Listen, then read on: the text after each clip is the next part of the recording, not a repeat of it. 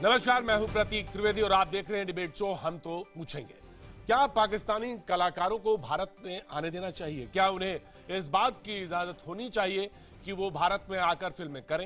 ये बहस लगातार जारी है और अपनी अपनी तरह से सब लोग इसका जवाब दे रहे हैं और जुड़ रहे हैं। IBN 7 से खास बातचीत में अभिनेता अजय देवगन ने साफ कह दिया, फिलहाल ऐसा माहौल नहीं है कि पाकिस्तानी कलाकारों के साथ काम करने के बारे में सोचा जा सके। अजय देवगन देश के मूड की तरफ इशारा कर रहे थे। सवाल यह है कि क्या सलमान खान देश का मूड समझने में चूक कर गए? क्या उन्होंने पाकिस्तानी कलाकारों का पक्ष लेते हुए भारत पाकिस्तान के बीच चल रहे तनाव को दरकिनारे कर दिया? उरी में आतंकी हमलों को वो भूल गए? करेंगे इसी मुद्दे पर बड़ी बहस, लेकिन पहले ये रिपोर्ट।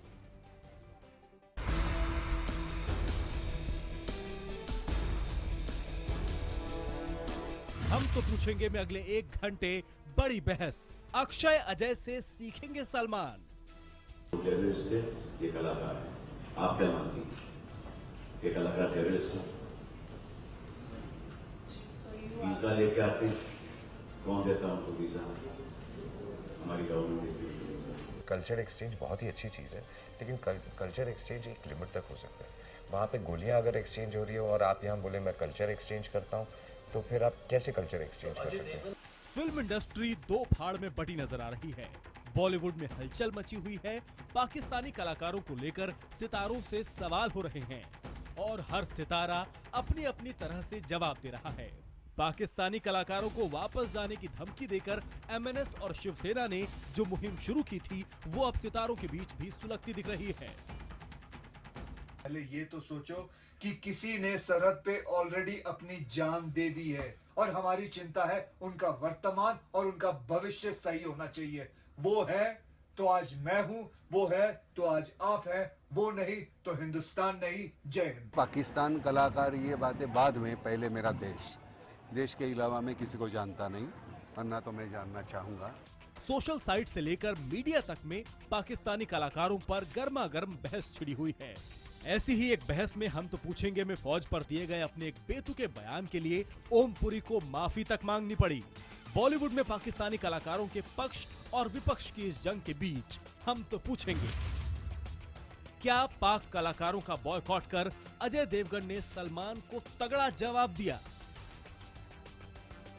हम एक बार आपको फिर बता दें कि आज का बड़ा सवाल है। हमारा सवाल यह है कि क्या पाकिस्तान कलाकारों का बायकॉट कर अजय देवगन ने सलमान को तगड़ा जवाब दिया है? अगर आपका जवाब हाँ है तो STP_Y लिखें। अगर आपका जवाब नहीं है तो STP_N लिखें और आप अपनी राय 51818 पर हमें भेज दें। ट्विटर पर भी आप अपनी राय हमसे शेयर कर सकते हैं #STP और #बैन पाक आर्टिस्ट के जरिए आप अपनी राय हमें दे सकते हैं। आप IBN 7 के फेसबुक पेज और ट्विटर पेज पर भी बात अपनी शेयर कर सकते हैं। आपकी राय को हम अपने शो में लगातार दिखाते रहेंगे। बहस की शुरुआत करते हैं। इस मुद्दे पर जो हमारे साथ हमारे मेहमान जुड़ रहे हैं उनसे हम आपका तारुफ करा दें। MNS के प्रवक्ता वागीश सारस्वत हमारे साथ कुछ देर में जुड़ेंगे। हम आपसे उनका कुछ देर में वो हमारे साथ जुड़ जाएंगे। वकील शहजाद पूनावाला हमारे साथ स्टूडियो में मौजूद हैं। अभिनेता मुकेश खन्ना जी हमारे साथ मौजूद हैं। फिल्म निर्माता अशोक पंडित जी हमारे साथ मौजूद हैं और दिल्ली की आवाज ने लोग बउआ के नाम से जानते हैं, RJ रौनक हमारे साथ मौजूद है और फोन लाइन पर थोड़ी देर बाद हमारे साथ जुड़ेंगे मौलाना आजाद नेशनल उर्दू यूनिवर्सिटी के कुलपति जफर सरेशवाला साहब। लेकिन सबसे पहली बात तो ये कि हम मुकेश जी आपकी तरफ मुखातिब होना चाहते हैं और पहला सवाल ये कि जवाब दिया है और ये सही जवाब दिया है सलमान खान को, जहां तक अजय देवगन का सवाल है। मुकेश जी। बहुत ही सही जवाब दिया है। मैं तो हैरान हूं कि हमारे यहाँ पर दो घटक क्यों बन जाते हैं। जब देश की बात आती है तो हमारा पूरी इंडस्ट्री एक तरफ क्यों नहीं झुकती। कई ऐसे मुद्दे पहले भी आए हैं जहां हमारा इंडस्ट्री आधे दो घटकों में बट जाती है। मुझे हैरानी होती है ये इतनी सी सिंपल कलाकार को तो बटना नहीं चाहिए। कलाकार तो ऐसा होता है जिसके पास सारे लोग आके जुड़ जाते हैं। वो तो एक ऐसा लोशन होता है जो सबको जोड़ता है। तो बटे हुए क्यों नजर आते हैं? नहीं, बटे हुए नजर आते हैं। कुछ अपने आप को लोग बुद्धिजीवी कहते हैं अपने आप को। मुझे उनकी बुद्धि पर कभी कभी तरस आता है कि अपने आप को ज्यादा इंटेलिजेंट समझते हैं। मैं ये बोलना चाहूंगा कि अगर कलाकार को ये समझना चाहिए कि आपकी कला, आपके बोलने की अभिव्यक्ति, आपकी आजादी तब है जब आपका देश सुरक्षित है। और अगर आपका देश सुरक्षित नहीं है तो जिन कारणों से वो देश सुरक्षित नहीं है, अगर वो कोई शत्रु तुम्हारे सामने बैठा हुआ है और वो शत्रु अगर हमारे को नहीं, पूरे वर्ल्ड को अगर आंखों में धूल झोंक रहा है और ये क्लियर हो गया है कि हमारे साथ आतंकवाद हो रहा है, लोगों को मारा जा रहा है, आर्मी को मारा जा रहा है, कई जगहों पे बम फूट रहे हैं, उस माहौल में अगर आप कहो कि उनके आने वाले कलाकार सिर्फ कलाकार हैं इसलिए हमें उनका स्वागत करना चाहिए, तो ये नासमझी है। उस दौरान आप उनको मना कीजिए, क्योंकि ये नहीं है माहौल उनके साथ काम करने का। आप सिर्फ कमाई की बात सोचते हो, आपकी अपनी फिल्मों की कमाई है, आपकी फिल्म बनी है, आपकी फिल्म में वो आर्टिस्ट है, अगर वो नहीं होगा तो मुकेश जी एक तर्क तो ये भी हो सकता है कि यही वो वक्त है जब उनके साथ काम हो सकता है, कि कोई रास्ता निकाला जा सकता है, वरना आप इसी तरह से दो देश मुल्क जो हैं आपस में बंदूक ताने खड़े रहेंगे। तो कलाकार वो चीज है जो कहीं ना कहीं कोई ना कोई रास्ता जोड़ता है या लकीर दिखाई देती है। देखिए, ये बहुत कोशिश करी जा चुकी है। लाहौर बस से शुरुआत वाजपेयी जी ने की थी, आज तक इतनी बड़ी वार्ताएं हो चुकी हैं, लेकिन एक वक्त ऐसा आता है जब आदमी को एहसास हो जाना चाहिए कि यहां बातें और वहां पर अगर सीमा पर गोलियां चल रही हैं तो बातों का कोई वजूद खत्म हो जाता है। मैं तो चाहता हूं कि बातें करके अच्छे माहौल में हो जाए, बट नहीं हो रहा। शहजाद साहब आ गए, शहजाद साहब बोलना चाहेंगे। बिल्कुल जी शहजाद साहब। आप तो शक्तिमान हैं, तो मैं आपसे एक पूछना चाहता हूं एक सवाल कि हमारा देश जो इतना शक्तिशाली है आपकी तरह, वो क्यों नहीं बंद कर देता तमाम पाकिस्तानियों का आना जाना यहाँ पे? अभी तक हमारी सरकार ने ऐसा कोई फैसला नहीं लिया जिसके तहत कोई भी पाकिस्तानी को वापस जाना पड़े। उल्टा मुंबई की पुलिस ने तो ये तक कह दिया कि यहाँ पे रहने वाले पाकिस्तानियों को हम बचाएंगे, हम उनको सुरक्षित रखेंगे। आपको पता होना चाहिए कि आज भी एलओसी पर जहां पे से हमला किया आतंकवादियों ने, आज भी वहां पे सरकारों के बीच में व्यापार चल रहा है 400 करोड़ का, जिसमें से 350 करोड़ इंडिया का एक्सपोर्ट है और पाकिस्तान का 50 करोड़ है। तो जहां मुनाफा हो रहा है वो भी चल रहा है। मोस्ट फेवर्ड नेशन आज भी पाकिस्तान को दर्जा हमारी सरकार ने उनकी सरकार को दिया है। मोदी जी के एक बहुत ही खास मित्र अडानी जी को 4000 मेगावाट का वहां पे पावर प्लांट लगेगा, जिसमें भारत की तमाम सामग्री से बिजली बनेगी और पाकिस्तान जाएगी। तो बिजली में कोई दिक्कत नहीं, एमएफएन में कोई दिक्कत नहीं, व्यापार में कोई दिक्कत नहीं। वहां के जो बाकी के लोग यहाँ पे आ रहे हैं यहाँ पे लुत्फ उठाने के लिए, उसमें कोई दिक्कत नहीं, पर आर्टिस्टों में दिक्कत है। तो मुझे ये दोहरा मापदंड पहले नजर नहीं आता, समझ में नहीं आता। दूसरी बात, एक लाइन मैं पढ़ना चाहूंगा, एक भारत रत्न प्राप्त एक व्यक्ति ने ये लाइन लिखी है, जरा गंभीरता से सुनिएगा इस लाइन को। वो कहते हैं, और मेहदी हसन साहब से कहते हैं अपने पत्र में, और मैं नाम नहीं लूंगा उनका, बाद में नाम लूंगा, आपका जो म्यूजिक है वो तमाम जो बड़े कलाकार हैं उनके म्यूजिक की तरह हमें ये याद दिलाता है हमारी साझा संस्कृति और हमारी रूहानियत का, जो इन दोनों मुल्कों को एक करती है। यह पत्र लिखा गया कारगिल और पार्लियामेंट के अटैक के बाद, और वो भारत रत्न प्राप्त व्यक्ति का नाम है अटल बिहारी वाजपेयी। अटल बिहारी वाजपेयी। क्या अटल बिहारी वाजपेयी? अशोक जी को शामिल कर लूंगा, अशोक जी को शामिल करता हूं। आज सभी बैठे इस पैनल पे, मुझे बता दे। अशोक जी ओके,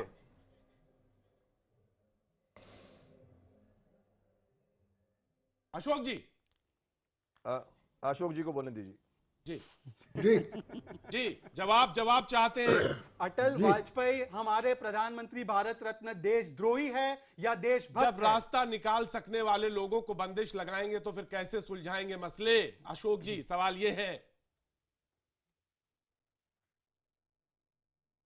देखिए सुमित जी, बहुत ही सिंपल जवाब है इसका। हमारे संस्कार और हमारे माहौल में जिसमें हम बड़े हुए हैं, वो एक अलग किस्म की सोच हमारे मन में भरी गई है। अटल जी का वक्त अलग था, आज का वक्त अलग है। हमने कई मौके दिए अपने दुश्मनों को। हम मेहमान नवाजी में बिलीव करते हैं।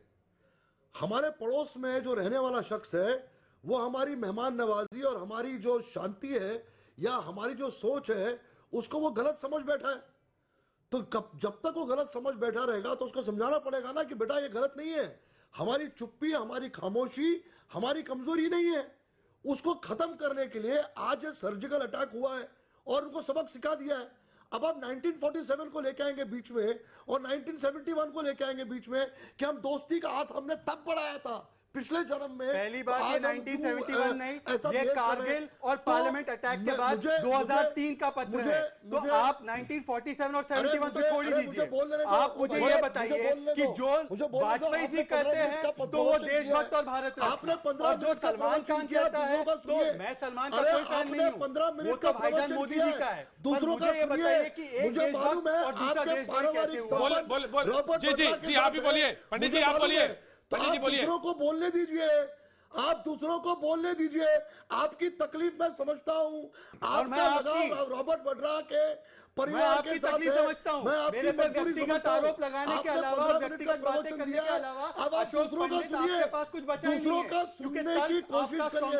अरे पूनावाला साहब, किसका भी नाम लीजिए, मुझे कोई फर्क दूसरों की नहीं बात सुनिए, लीजिए ना, दूसरों की बात सुनने की क्षमता रखिए। पूनावाला साहब, दूसरों की सुनने की क्षमता रखिए। पूनावाला साहब, मुझे मालूम है कि आप रॉबर्ट वड्रा के परिवार से संबंधित हैं। दूसरों का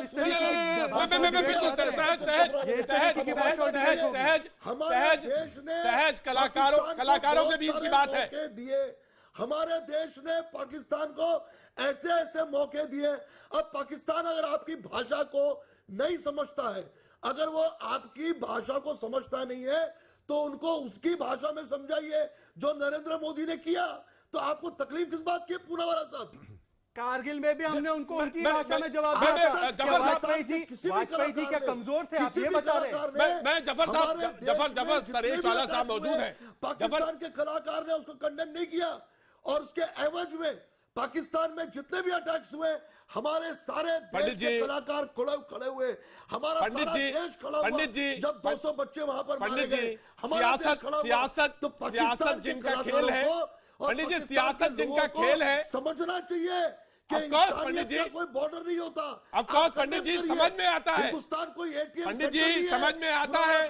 अशोक जी आएंगे यहाँ पर, पंडित जी आएंगे और वापस जाके रहेंगे वहां पे। पंडित जी समझ में आता है। सियासत इस मुल्क में, सियासत वो भी जानता है जो फुटपाथ पे बैठता है।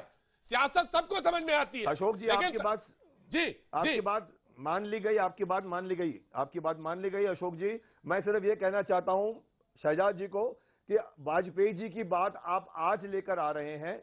आपको पता होना चाहिए कि गंगा में कितना पानी बह चुका है। आज का माहौल, अशोक जी ने सही कहा कि आज का माहौल वो माहौल नहीं है जहां से शुरुआत हुई थी आपस में मेल जोल की। हमने सब तरह की चीज कर चुके हैं। आज अगर आप सोचते हैं कि सिर्फ सेना लड़ेगी, मुकेश जी कलाकार को पीस देंगे आप? नहीं मुकेश जी, आप कलाकार को पीसना चाहते हैं, आप कलाकार को बांटना चाहते हैं, उसके बाद चाहते हैं कि इमारत वो बनेगी जिसमें दो मुल्क आपस में बात कर लेंगे, कोई या बातचीत के अलावा कोई रास्ता निकाल लेंगे आप? अरे भाई, हम कलाकारों के खिलाफ नहीं हैं।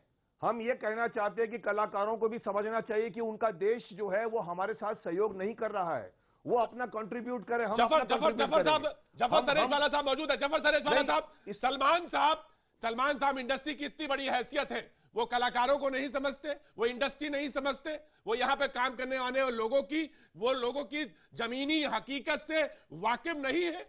जफर सरेश वाला साहब, देश पहले आता है, बिल्कुल मैं मुल्क के, हम सभी लोग मुल्क के वफादार लोग हैं। जफर सरेश वाला साहब, किसी को इम्तिहान देने की जरूरत नहीं है, जफर सरेश वाला साहब, मैं जानना चाहता हूँ। अगर मुझे बोलने दीजिए। जी जफर सरेश वाला साहब, बोलने तो बोलिए।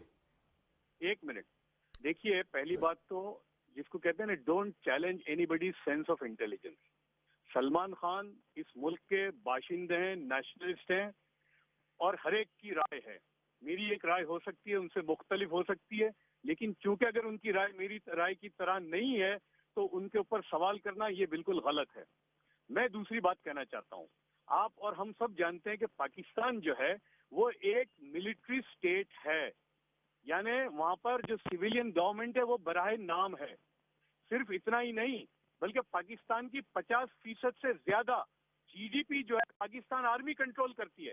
सिर्फ मुल्क ही नहीं के industries, biscuit factory, steel plant, power plant, हर चीज पर डायरेक्ट कंट्रोल आर्मी का है। तो फवाद खान और ये तो बेचारे बहुत छोटे मोटे हैं, वहां के प्राइम मिनिस्टर साहब जो हैं उनको भी अगर उनके न्यूक्लियर प्लांट पे जाना पड़े तो आर्मी चीफ की इजाजत लेनी पड़ती है। यानी वहां का जो प्राइम मिनिस्टर है वो भी रबर स्टैंप है। तो हमें जो उनके मास्टरमाइंड हैं और जो उनके सरगना हैं उनको टारगेट करने की जरूरत है, ना कि ये छोटे मोटे में पढ़ने की जरूरत है। ये बहुत छोटे मोटे हैं। वागीश जी, हमें बड़ी तरफ अपनी निगाह को लगानी चाहिए। ये छोटे में पड़ जाएंगे। आप छोटी आप निहायत छोटी मछली को पकड़ के समझते हैं कि आप उस्ताद हो गए, तो ये तो वागीश जी कोई बात नहीं हुई। आप घबराते हैं, बड़ी चीज पे बोलने में घबराते हैं, इसलिए छोटी मछली को पकड़ के आप समझते हैं आप उस्ताद हैं। अरे भाई बड़ी लेवल पे काम चल रहा है, आर्मी लड़ रही है। मैं ये कहना लेकिन आपका क्या सहयोग है? जी वागीश साहब, बड़ी मछली बड़ी, एक मिनट तो सज्जन अभी बोल रहे हैं, मैं उनको बताना चाहता हूँ, अभी उन्होंने बहुत अच्छे से स्पष्ट किया है, वो पाकिस्तान की वकालत कर रहे हैं। पाकिस्तान का सारा काम आर्मी की नहीं, वकालत नहीं कर रहे हैं उन्होंने, वकालत नहीं की, बिल्कुल नहीं वकालत की। उन्होंने कहा टारगेट कहीं और होना चाहिए, किया जाता है। उन्होंने कहा टारगेट कहीं और होना चाहिए हो, लेकिन उस चीज को समझना पड़ेगा ना कि अगर सारी चीजें आर्मी से पूछ के की जा रही हैं तो इस बात की क्या गारंटी है कि हिंदुस्तान में आने वाले कलाकार आर्मी के मोहरे नहीं है। भारत की सरकार वीजा दे रही है, मोदी जी की सरकार वीजा देकर उनको बुला रही है यहाँ पे। तो आप कह रहे हैं कि मोदी जी की सरकार वहाँ के लोग जो आर्मी और ISI से मिले उनको बुला रही है। आदरणीय महोदय, ये जो वीजा दिया जाता है ये टूरिस्ट वीजा लेकर के यहाँ आते हैं इनके पास। तो आपको क्या लगता है कि बिना कुछ जांच पड़ताल के ऐसे ही दे देते? वर्क परमिट नहीं था, और भारत सरकार, अगर भारत सरकार ने किया है तो वो सोच समझ के किया था। लेकिन उरी के अटैक के बाद हम किसी पर भी भरोसा नहीं कर सकते। हमारे घर में घुस के हमें मारा जा रहा है, हमारी सेना को मारा जा रहा है, हमारी सोच। बाकी तमाम पाकिस्तान के लोग कह रहे हैं कि हर व्यापार बंद किया जाए, परमिशन दी हुई है। हम तो यही मांग कर रहे हैं कि हर व्यापार पाकिस्तान के साथ किसी भी तरह का व्यवहार नहीं होना चाहिए। पाकिस्तान के साथ ना रोटी का व्यवहार हो, ना पानी का व्यवहार हो, पाकिस्तान के साथ ना बेटी का व्यवहार हो, पाकिस्तान के साथ किसी तरह का संबंध रखने के हम खिलाफ हैं। जब तक कि सारे पड़ोसी है, कैसे उसको इसकी हकीकत से कैसे नकार सकते हैं? पड़ोसी है ठीक है, लेकिन पड़ोसी अगर हमको लगातार आंख दिखाएगा, हमारे घर में घुस के हमको मारेगा, तो हम ऐसे पड़ोसी को बर्दाश्त नहीं करेंगे। अगर रिश्ते नॉर्मल हो जाते हैं, हम वहां के कलाकारों का सम्मान करते हैं। इसका मतलब ये नहीं है कि अगर आप कहते हैं कलाकारों पे शक करते हैं, आप कहते हैं वो जासूस है। करेंगे भाई एक कोई इंसिडेंट बताइए। नहीं, आप बताइए ना कि कौन सा कलाकार आपने जासूसी करते हुए पकड़ा। मारे जाएंगे, जब लोग मारे जाएंगे, जब नहीं मुझे बताइए, आपको समझ में आएगा। नहीं वागीश जी, वागीश जी शक नहीं कर नहीं, वागीश जी मुझे बताइए कौन जासूसी कर रहा है? हर शख्सियत पे हमको शक है। इस मुल्क में रह के कौन सा पाकिस्तानी कलाकार जासूसी कर रहा है? जहां टारगेट होना चाहिए वहां टारगेट नहीं। कौन कलाकार जासूसी कर रहा है? लेकिन इस बात की गारंटी कौन लगेगा कि वो जासूस नहीं होंगे? सरकार काम करे ना। और जैसे ही अपने देश में पहुंचता है, उसका बयान आता है कि मेरे लिए मेरा पाकिस्तान देश सबसे पहले है। अरे वो पाकिस्तान का देशभक्त है, हमारे यहाँ होकर के कमाएगा, खाएगा, हमारे लिए वफादार नहीं होगा। वो ऐसे लोगों को हम क्यों स्वीकार करें जो हमारे लिए वफादार नहीं है? हमारे लोगों के मारे जाने पर संवेदनाएं व्यक्त करते हैं, ऐसे लोगों का हम साथ दे सकते हैं, लेकिन जो हमारे साथ नहीं है, ऐसे लोगों का साथ देने की हमें कोई जरूरत नहीं होनी चाहिए। वैसे बहुत कम पाकिस्तानी हैं जो वीजा लेके सही रास्ते से आते हैं, तो एक बार तो अप्रिशिएट ये करना चाहिए हमें कि वो सही रास्ते से आ रहे हैं। और दूसरी बात ये है कि एक तो लॉजिकल बात है जो पूनावाला साहब ने बोली, और एक इमोशनल बात है जो अशोक जी बोल रहे हैं और मुकेश जी बोल रहे हैं। बागी जी, अच्छा मैं समझ गया आपकी बात। तो जहां पर आप लॉजिक लेकर आएंगे वहां इमोशंस थोड़ा बैकफुट पे जाएगा, और जहां पर आप इमोशन लेके आएंगे वहां लॉजिक काम नहीं करेगा। इन्होंने एकदम सही बोला। इसमें मैं एक बहुत इंपॉर्टेंट पॉइंट और ऐड करना चाहता हूं, वो है क्रिकेट का। अनुराग ठाकुर ने अभी रिसेंटली कहा है कि जो 2017 में अगले साल चैंपियंस ट्रॉफी होने वाली है, उसके लीग मैचेस में पाकिस्तान और हिंदुस्तान को एक ग्रुप में न रखा जाए, बल्कि वो लोग एक ही ग्रुप में है। तो मेन सवाल ये भी उठता है कि अगर वो लोग एक नॉकआउट स्टेज पे पहुंचते हैं, फाइनल में पहुंचते हैं, तो क्या आप फाइनल नहीं खेलेंगे? क्या आप वो कहेंगे कि पाकिस्तानी इनके साथ चलिए लीग मैच नहीं खेलते हैं आप, फिर भी वो फाइनल में पहुंचते हैं, हम फाइनल में पहुंचते हैं दोनों ग्रुप से, तो क्या आप एक स्टेप पीछे आएंगे? तो फिर वो अचानक विनर बन जाएंगे, उनको विनर डिक्लेयर कर दिया जाएगा। तब दूसरी डिबेट ये होगी कि भारत हार गया, उनके यहाँ डिबेट चलेगी। अशोक जी, ऐसी स्थितियों में फिर तो हर चाहे खेल हो चाहे कुछ, सब जगह बाइकआउट होना चाहिए। फिर बातचीत का कोई सिलसिला ही नहीं जुड़ना चाहिए, ना ही कोई आदान प्रदान होना चाहिए। देखिए हम लोग मेन मुद्दे से भटक रहे हैं। हम मैं कुछ कहना चाहता हूँ इस बात के ऊपर। मुद्दा सारा जुड़ा हुआ है सर, कहाँ भटक? जी अशोक जी, मैं मुकेश जी आ रहा हूँ आपके पास। जी मुकेश जी आ रहा हूँ। ओके जी अशोक जी। ओके सुमित जी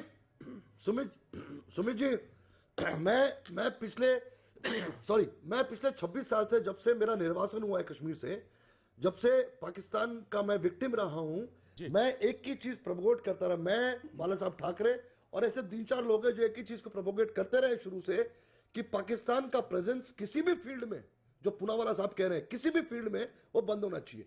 लेकिन प्रॉब्लम क्या है कि हमारे देश के जो नेता हैं, हमारे देश का जो पॉलिटिक्स है, वो एक अलग टेंजेंट पे चलता है। हम क्या मांग रहे हैं? हमने कुछ नहीं मांगा उनसे। देखिए, आपने कहा ना कि पाकिस्तानी जो यहां पर आता है वो जासूसी करता है कि नहीं करता है। हमारा विश्वास उठ गया है।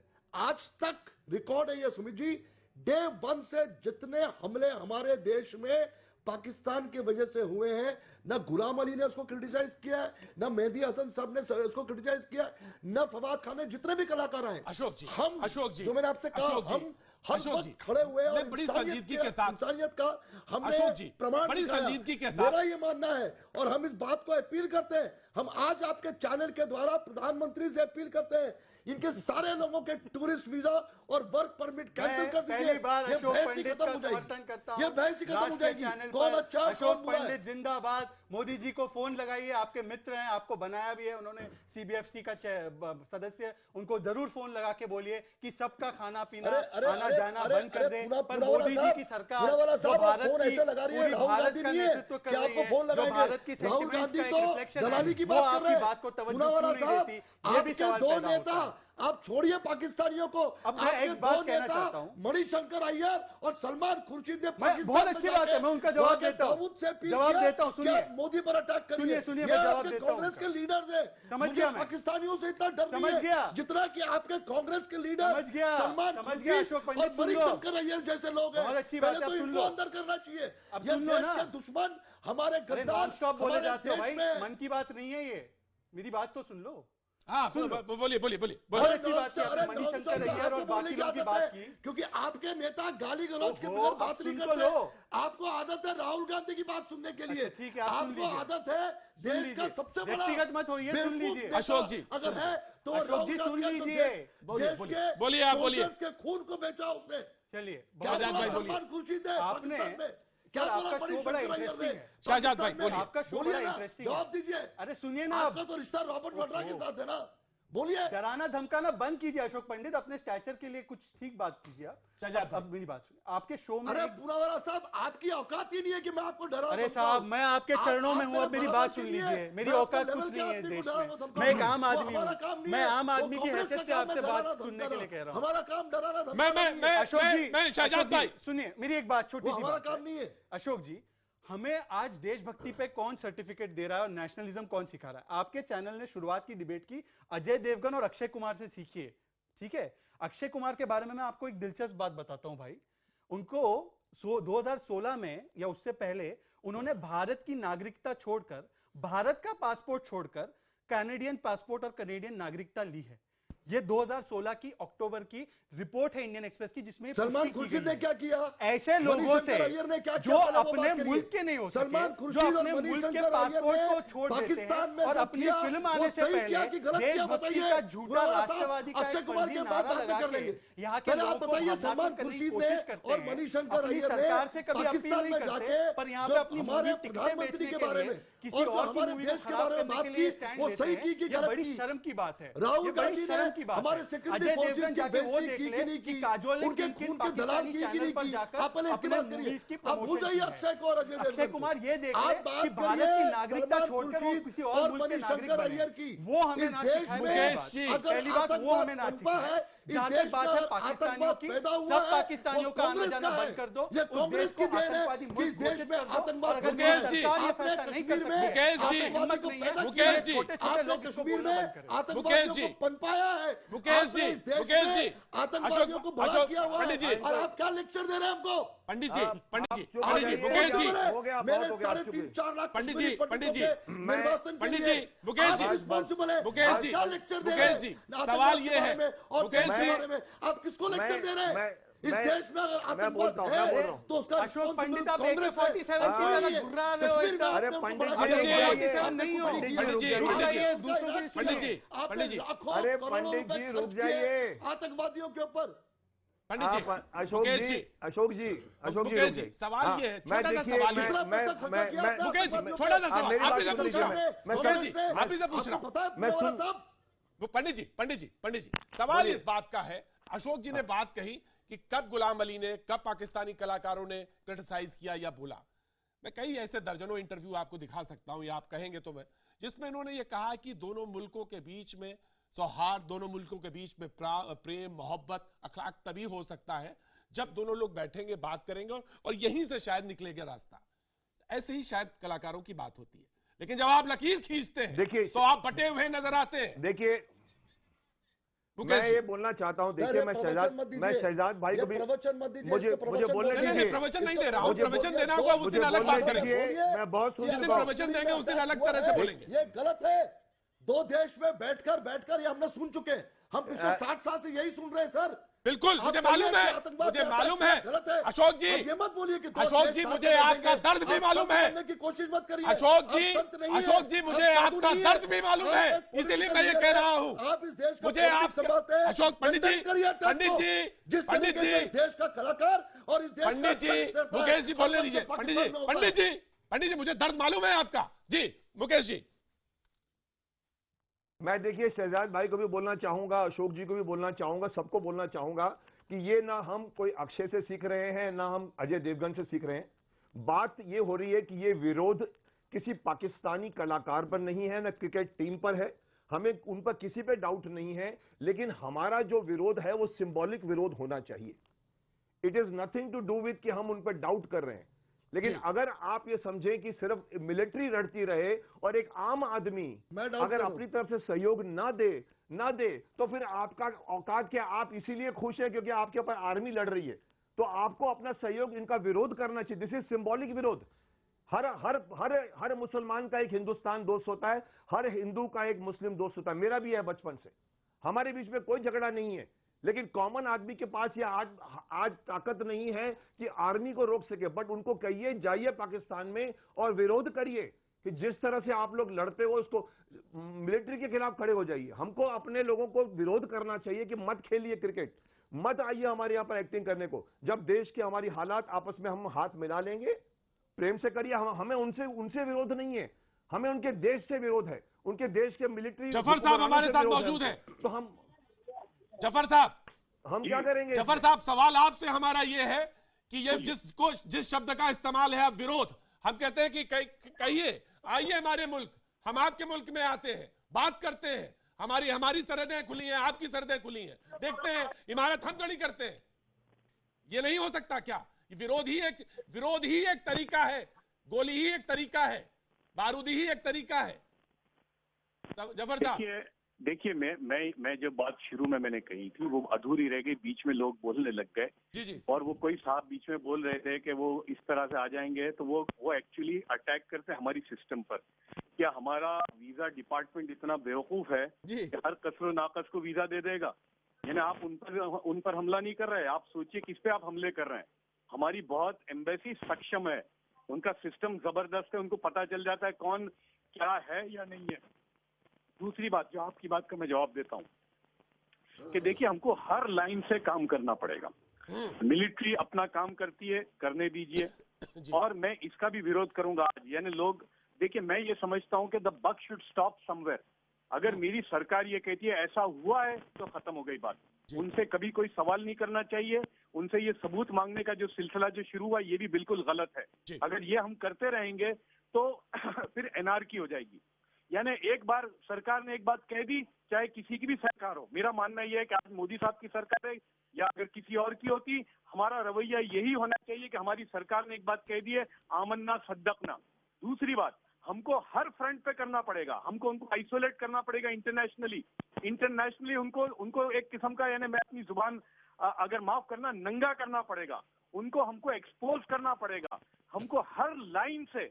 मिलिट्री तो एक ऑप्शन है, और दूसरा अगर उनके कलाकार यहाँ आते हैं उनको बैठकर समझाएं कि भाई क्या कर रहे हैं आप मुल्क में क्या हो रहा है जी। और ये मैंने किया। अभी मैं गया था सऊदी अरब, मुझे हिंदुस्तान की हुकूमत ने अपना एम्बेसडर बना के भेजा था वहाँ। इसी दौरान ये हुआ था, वहाँ के बड़े बड़े लोग उलमा काउंसिल के और जो मिनिस्टर थे, मैंने उनको कहा कि क्या हो रहा है, आप क्या कर रहे हो। और तो वाकई वो लोग कह रहे थे कि हमें बड़ी शर्म आती है। तो हमने कहा, मैंने उनको कहा कि यार देखो, आपको ये जिहाद है कि फसाद है? ये कौन सा जिहाद है भाई, ये फसाद है। अगर आपको इतना ही शौक है तो एक काम करो, आपके एम्बेसडर को बुला लो, हम अपने एम्बेसडर को बुला लेते हैं और ऐलान जंग करो। ये कैसा है कि आपका सफीर भी यहाँ है, आप आ रहे हो, समझौता एक्सप्रेस भी जा रही है और ये भी हो रहा है, ये कौन सी बुनियाद है? तो ये बातें समझा तब सकते हैं कि लोगों की आमद और रफ्त हो। तो मैं नहीं समझता कि हमें रोकना चाहिए, उनको तो उनको समझाएं बैठकर कि भाई ये क्या हो रहा है। बिल्कुल सही बात है। और इस बात को समझने के लिए ये समझना जरूरी है कि पाकिस्तान के जितने भी कलाकार यहाँ पे आते हैं, काम करते हैं, और यहाँ भारत में इतने हमले हुए हैं, मुंबई का अटैक हुए हैं, लगातार आतंकवादी हमले होते हैं, उरी का अटैक हुआ, एक भी कलाकार ऐसा नहीं है जिसने ट्वीट भी किया हो, ये भी संवेदना व्यक्त की हो और आतंकवादी हमले का विरोध किया हो। जब ये विरोध नहीं करते हैं तब हमको तकलीफ होती है। बाकी जी, आपने तो एक ही बात पकड़ ली और पकड़ के आप बैठ गए ऐसा कि उसके आगे ना तो बढ़ते हैं, 1 इंच आगे ना बढ़ते हैं, ना बस सोचने की बात करते हैं। क्योंकि लगता है जैसे कि आपको जब ये बात कहते हैं तो लगता है कि इसी से मेरी बात बनेगी, हमारी कॉन्स्टिट्यूएंसी एड्रेस। अरे जरूरत क्या है भाई, अरे जरूरत क्या है भाई, हम तो यही कह रहे हैं कि हमें ना खेल चाहिए, ना व्यापार चाहिए, ना कलाकार चाहिए, ना पानी उनको दो, सारे रास्ते बंद करो। सवाल तो फिर पूछना पड़ेगा ना कि हम रह कहाँ रहे हैं? हम जिस सदी में रह रहे हैं उसी सदी की भाषा बोल रहे हैं, और अगर ये भाषा हम बोल रहे हैं, भारत सरकार भी आज वही भाषा बोल रही है। उसके बाद पाकिस्तान की कमर सीधी होने लगी है। आज जब यहाँ से पाकिस्तानी कलाकार वापस जाते हैं तो पाकिस्तान की सरकार पर दबाव बनता है, और दबाव बनता है तो वहाँ की सरकार सोचने पे मजबूर होती है, सेना सोचने पे मजबूर होती है। राज ठाकरे की पार्टी के प्रवक्ता, मेरी बात, मैं आपके साथ हूं, आदरणीय, मैं आपके साथ हूं। एक व्यक्ति थे, सुनिए ना, आपको लगता है, अरे आप क्या अशोक पंडित जैसे मत बिहेव कीजिए, सुन लीजिए।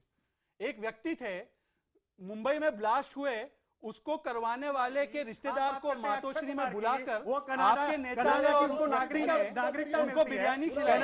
आप उस व्यक्ति का भी थोड़ा सा कंडेमनेशन कर लीजिए, अगर उनको कंडेमनेशन कर लीजिए मातोश्री में। भारत का सम्मान करता है, जो ससुराल है, उसने भारत को छोड़ा नहीं है, भारत में रहना नहीं छोड़ा है, भारत की नागरिकता नहीं छोड़ी है, भारत के साथ दोस्ती नहीं छोड़ी है। और ये पाकिस्तानी कलाकार यहाँ आते हैं और यहाँ पे जाने के बाद में पाकिस्तान जिंदाबाद की बात करते हैं। मातोश्री बुलाया, वो तमाम देशद्रोही है। आप बोल दीजिए, शुरू कर दीजिए। मैं भी आपसे देखना चाहता हूं, आप देशभक्त है या सिर्फ पार्टी भक्त है, बोलिए आप। राज ठाकरे भी उस मीटिंग में थे, बिरयानी खा रहे थे, जावेद मियादाद के साथ आप कंडेम कीजिए उनको। और यूपी बिहारियों को कभी-कभी आप पाकिस्तानियों को बदलता है, और जब वक्त बदलता है उसके हिसाब से निर्णय करते हैं। बाला साहब ने भी अगर उस वक्त मिलने के लिए मौका दिया था तो बातचीत करने का अवसर एक मौका दिया था, उसके बाद भी पाकिस्तान नहीं सुन रहा है, लगातार हमले होते रहे हैं, उसके बाद ऐसी कोई घटना नहीं हुई है। इसीलिए बाला साहब खेल का दुश्मन नहीं होना चाहिए, कला का दुश्मन नहीं होना चाहिए। आप चीजों को समझने के बजाय राजनीतिकरण कर रहे हैं।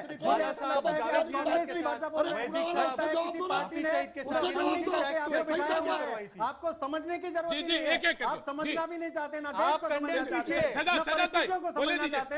आपने अटल बिहारी वाजपेयी का नाम आज राष्ट्रीय चैनल पे लेकर के अपमान करने की कोशिश की। अरे आपको शर्म नहीं आती है? अटल बिहारी वाजपेयी शांति दूत थे, उन्होंने अपनी तरफ से हर संभव कोशिश की पाकिस्तान को हकल आए, उनके साथ में अच्छे संबंध बने। लेकिन अगर उस वक्त में अच्छे संबंध नहीं बन पाए तो आज की परिस्थितियों के हिसाब से अगर मेरा देश, अगर मेरे भारत की सरकार अच्छे निर्णय दे रही है तो आपको वो हजम ही नहीं हो रहा है। आपको याद आ रहा है कि अटल बिहारी वाजपेयी ने उस वक्त में क्यों शांति का प्रस्ताव दिया था? अरे समझौता शांति का प्रस्ताव था, लगातार समझौता वार्ताएं हुई, वो शांति का प्रस्ताव था। भारत और पाकिस्तान के बीच में शांति लाने की भारत सरकार की तरफ से हमेशा कोशिश की है। हमारे जो राष्ट्रीय नेतृत्व रहे हैं उन्होंने लगातार कोशिश की है। आप उन्हीं को कटघरे में खड़ा कर रहे हैं। अरे आपको शर्म आना चाहिए कि अटल बिहारी वाजपेयी जैसे नेतृत्व को आप कटघरे में खड़े करने की कोशिश कर रहे हैं। मैं नहीं कर रहा। जी जी, एक्चुअली रौनक, प्रतीक जी, और कौन कर रहा है? आप ही ने किया है।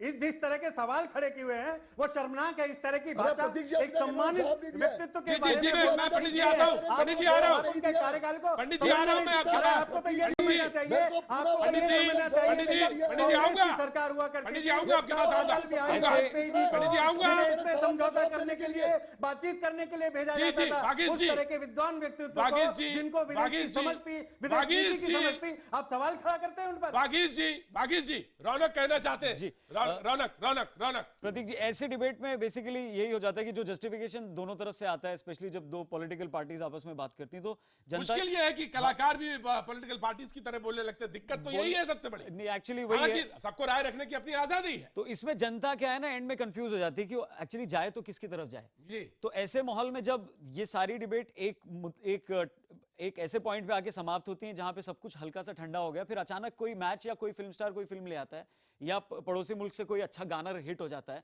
तो सुन तो उसको सब लेते हैं। फिर अचानक से जब फिर डिबेट शुरू होती है तो फिर सबको लगता है यार ये क्या सुन रहे थे हम।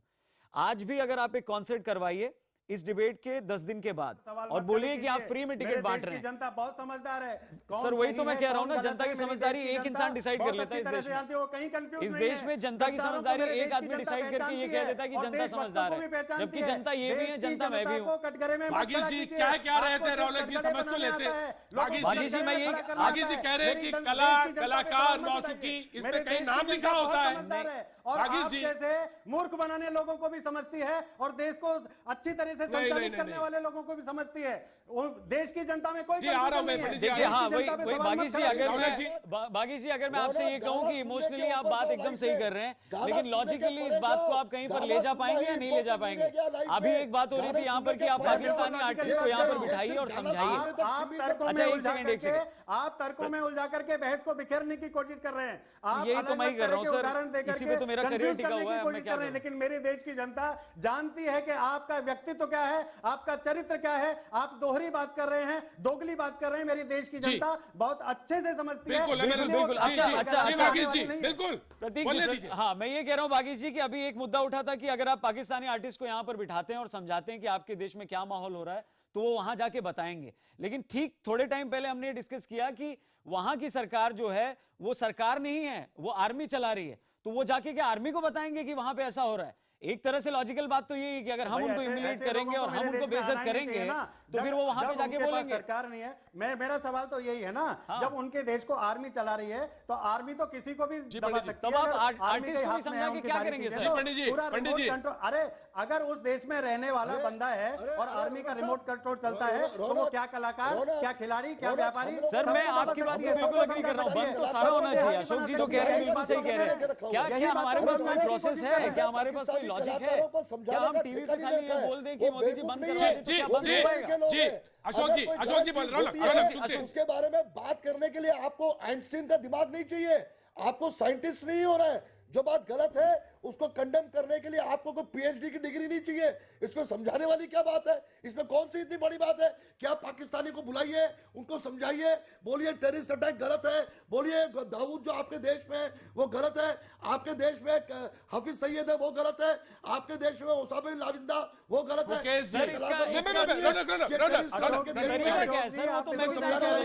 इन पाकिस्तानी कलाकारों को पेरिस का अटैक तो दिखाई देता है, उसकी संवेदनाएं तो दिखाई देती हैं, उरी का अटैक इनको दिखाई नहीं देता है, वहां कोई ट्वीट नहीं होता है और वहां आतंकवादी हमले का विरोध भी नहीं होता है, धिक्कार भी नहीं होता है, लेकिन पेरिस का हमला इनको बराबर दिखाई देता है। लगातार सारे कलाकार ट्वीट करते हैं, शर्मनाक है। आप कैसे लोगों की पक्षधरता कर रहे हैं? सर पक्षधरता नहीं कर रहे, मैं तो आपकी बात से एग्री कर रहा हूं। मैं अब इसके ऊपर आपको सवाल पूछता हूं कि इसका प्रोसेस कुछ किया जा सकता है? आपके पास कोई सलाह है, कोई सुझाव है जिससे आप ये कर सकते हैं, या फिर सिर्फ बात ही करेंगे हम लोग? मेरा एक सवाल है, हम सिर्फ बात थोड़ी करेंगे ना सर। अगर आपके पास कोई सुझाव है, आपके पास कोई जवाब है, आप सिर्फ ये बोल के कि हम उनको ये करें, बिल्कुल करें। आप पान भी मत मंगाइए, आप चीनी भी मत मंगाइए, आप कुछ मत मंगाइए ना, समझौता एक्सप्रेस यहां पर आएगी। सारा कुछ अभी चल रहा है। क्या इसके अलावा हम बाकी चीजें कैसे रोक सकते हैं? क्या टीवी डिबेट में हम मोदी जी से रिक्वेस्ट करेंगे और उनको फोन मिलाएंगे और वो हाँ बोल देंगे ठीक है चलिए? वैसे तो होगा नहीं ना। तो इसका तरीका क्या निकलेगा? मेरा एक सवाल है, जी, यहाँ पे कई लोगों का ये जायज है कहना। अरे रौनक को शुरुआत होगी कहीं की नहीं, तो सर रौनक कहीं से कुछ एक जायज शुरुआत होती है, वही तो मैं कह रहा हूँ, शुरुआत होती है, बाद में बात रुक जाती है। आज क्योंकि सलमान खान, अजय देवगन ने बोला इसलिए बात हो रही है, तुषार कपूर या हरमन बवेजा बोलते तो थोड़ी डिस्कशन होता। मेरा एक सवाल, आप बताइए ना, एक पब्लिक फिगर है इसलिए ये बात हो रही है। अभी अपने अपने आईडी पे अलग अलग लोगों ने किया है। किसी भी कलाकार को, किसी भी एक्टर को आप डिमीन मत करिए, किसी भी कलाकार को आप डिमीन मत करिए। सर डिमीन नहीं कर रहा हूं मैं।